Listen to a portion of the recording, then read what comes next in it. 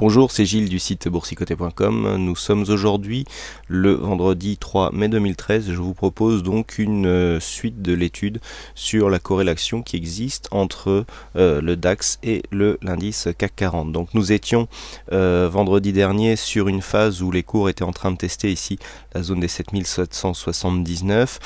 J'avais donc rempli une étude, donc une analyse technique doublée d'une étude de corrélation par rapport au CAC 40. Ce qu'il semblerait, c'est que l'anticipation a été tout à fait bonne, puisque en conclusion, je vous avais indiqué donc que pour jouer donc la décorrélation, nous avions deux possibilités.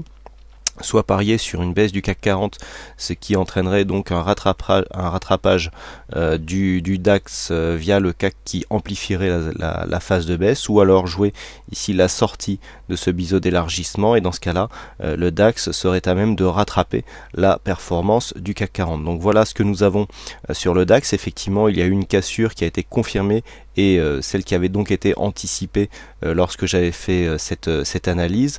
L'objectif ici est quasiment atteint, puisque nous avons un objectif sur le cash à 8074, donc la base d'entrée sur le biseau d'élargissement.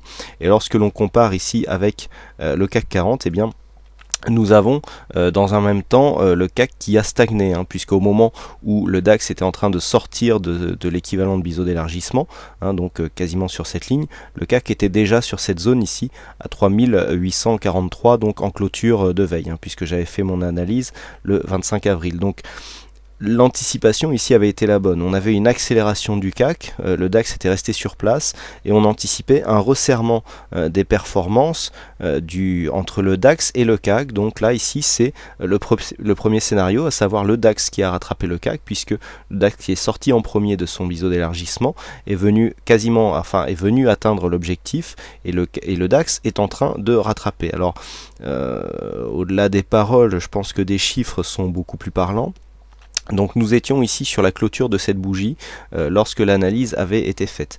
Si nous appliquons ici une règle pour mesurer l'écart de performance entre les deux indices, ce que nous pouvons marquer, c'est que si nous nous plaçons donc sur la clôture donc qui était la veille de mon analyse, sur la clôture ici d'hier, à savoir du jeudi 2 mai, nous avons une performance de 2,61 sur 5 bougies. Donc là on a 8 jours, mais c'est des jours pleins, donc on ne compte pas les week-ends, il y a eu un jour férié, je le rappelle.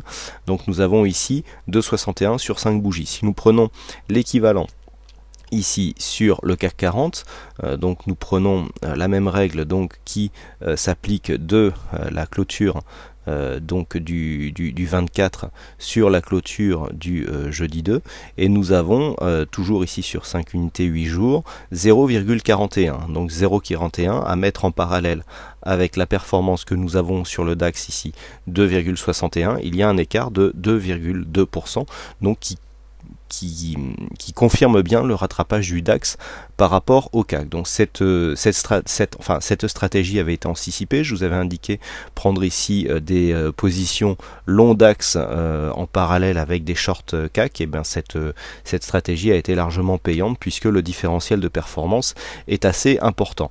Donc cela constitue, c'est une approche différente, puisque effectivement beaucoup d'intervenants me demandent, mais pourquoi dans ce cas-là ne pas prendre qu'un long DAX, et puis laisser le DAX monter, et puis prendre le gain sur cet objectif, tout simplement, puisque comme je l'indiquais dans ma précédente analyse, il y avait deux possibilités. C'est-à-dire, lorsqu'on joue la corrélation, on s'offre la possibilité d'avoir raison dans deux cas. Les deux cas étant, le premier cas, donc celui que nous avons eu, la continuité de la hausse des indices, et donc le DAX qui rattrape le CAC, ou alors deux, une faiblesse des indices avec donc le CAC qui aurait on anticipait une amplification de la baisse du CAC par rapport au DAX, et donc un rattrapage de performance. Cela est, en fait, on s'affranchit totalement du directionnel, puisque on peut jouer par cette stratégie la hausse et la baisse des indices. Alors pour illustrer mon propos, j'ai essayé d'adapter un indicateur que j'utilise sur MetaTrader sur ProRealTime.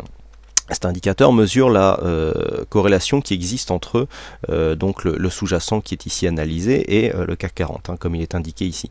Ce que l'on peut bien remarquer, c'est qu'il y avait un début de décorrélation déjà, c'est-à-dire là, quand on est en rouge, c'est le sous-jacent analysé qui sous-performe le CAC, hein, donc l'indice de base ici. Donc il y avait déjà une sous-performance latente du DAX par rapport au CAC sur toute cette phase de baisse qui a été amplifiée ici sur cette phase de hausse, hein, puisque nous avons vu ici, c'est le CAC en fait qui a amplifié la hausse, alors que le DAX lui est resté sur place. Donc on constate bien ici ce gros écart de performance, et ce que l'on pouvait remarquer, c'est qu'au niveau ici de cette analyse, on commençait à avoir un resserrement, et donc ce sont ces resserrements qu'il est possible d'exploiter par des stratégies long short, et donc par la stratégie que je vous ai indiquée lors de ma précédente analyse, à savoir acheter du DAX et shorter du CAC en même temps, avec donc un calcul d'exposition pour être théoriquement neutre marché, et donc le but étant de récupérer un écart de performance. Donc ce que nous pouvons voir, c'est que dans cette configuration, la stratégie a été payante, mais cela a été dû notamment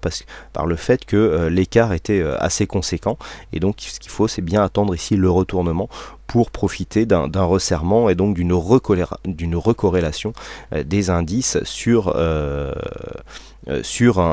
temps donné. Donc là, le rattrapage n'est pas tout à fait terminé. On voit ici qu'il y a un écart qui semble persister donc entre le CAC et le DAX, mais bon, avec l'expérience que j'ai des études de corrélation, il ne faut pas toujours attendre une recorrélation complète. Elle peut arriver, mais il ne faut pas toujours attendre une recorrélation complète. On pourrait à partir de maintenant repartir dans un décalage inverse, auquel cas il faudrait attendre les prochains signaux. Voilà, j'espère que donc la suite de cette analyse vous sera utile pour si les stratégies long short vous intéressent. Je ne manquerai pas de développer cette approche ultérieurement, et notamment lors de prochaines interventions qui auront par exemple lieu lors du prochain salon des marchés financiers au CNIT de la Défense, où j'aborderai donc les stratégies long short, que ce soit sur les actions ou sur l'approche en corrélation, donc en retour de corrélation des indices. Voilà donc pour cette suite d'analyse. Écoutez, il ne me reste plus qu'à vous souhaiter à toutes et à tous une bonne séance, bonne chance dans vos prochains trades, et on se retrouve pour plein d'autres analyses donc dès ce soir sur le site boursicoté.com. Bonne séance et à ce soir.